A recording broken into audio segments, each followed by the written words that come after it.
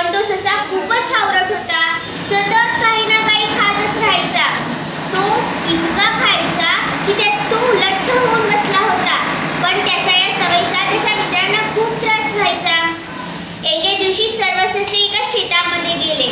तिथले गाजर बघून सर्वांना खूप छान वाटलं. त्यामधला एक ससा म्हणला, आता तर मी पोट भरून खाणार. मग सगळे ससे गाजर खाऊ लागले.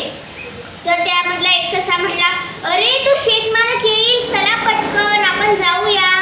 तर सर्व ससे आपलं खाणं आटपू लागले.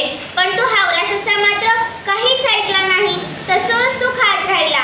मग त्याचा एक मित्र म्हणाला, अरे सशा तू खा पटकन, नाहीतर तो शेतमालक येऊन मारेल आपल्याला. तसं म्हणत तोही गेला. सगळे ससे त्याच्या बिया जाऊन बसले. मग तो शेतमालक